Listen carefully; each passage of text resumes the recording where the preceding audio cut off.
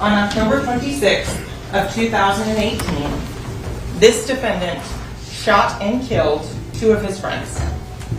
He killed Christopher Thomas and Anthony Williams. So ladies and gentlemen, I want to set out the story and how this unfolded and lay out what I expect the evidence will show during the course of this trial. First thing you are going to hear is that at 4:35 a.m. on October 26th of 2018, Cortland Henry, the co-defendant, shows up at Memorial Miramar Hospital. In his car, he has two dead bodies. In the front passenger seat is Anthony Williams. In the rear passenger seat is Christopher Thomas. They are dead, they are riddled with bullets, and the car is full of blood. Christopher Thomas is sitting in the rear. There is multiple defects to his body. Anthony Williams, who is sitting in the front, has two major injuries. Officer Jessica Amangor is working a detail at the hospital. Cortland Henry runs in, starts telling a story about a drive-by, quote-unquote drive-by.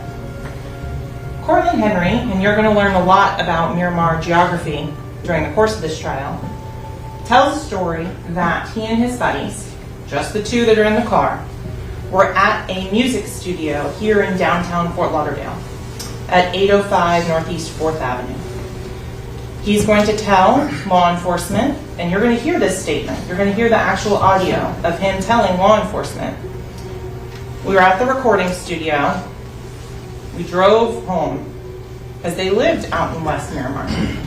You're going to hear Cortland say that they come across in the path of travel, that they're getting off the highway on I-75 southbound to go west on Miramar Parkway. And you're going to hear that on Miramar Parkway, sometime between 160th, which is also commonly referred to as Dykes Road, and 172nd, Cortland Henry says they were shot at. That he ducked down, and you'll see him doing that in the video, and that he didn't see any car, he didn't see any people, he has no information, and that he quickly went to the nearest hospital. So you're going to hear and find that Mr. Henry's statement that the car is traveling westbound on Memorial Parkway, then goes north on 172nd and shows up at the hospital for the drive-by is completely and utterly false. How can I tell you that, ladies and gentlemen?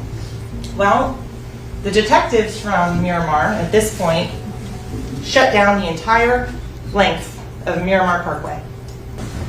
And they sit and they walk side by side for an hour, that mile-long stretch, looking for evidence of this drive-by. Because evidence is the remnants a crime leaves behind. And in this case, the lack of evidence is very important.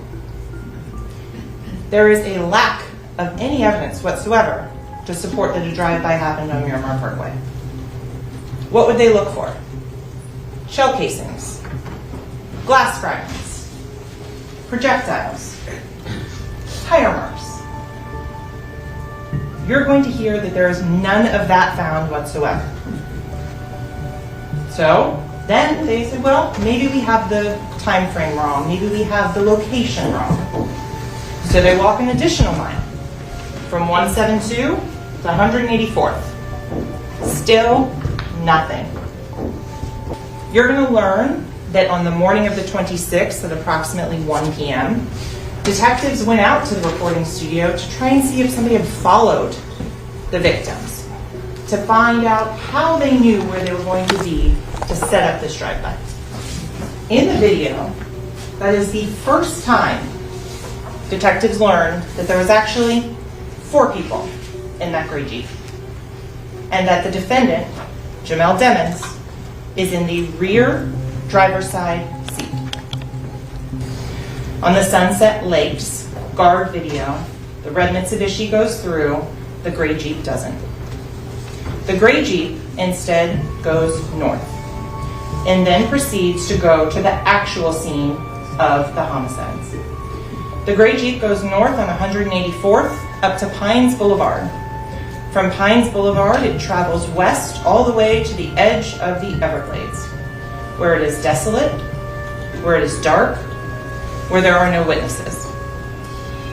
The gray Jeep goes down south on US 27 and turns left on Pembroke Road. You're going to learn that Pembroke Road does not connect through.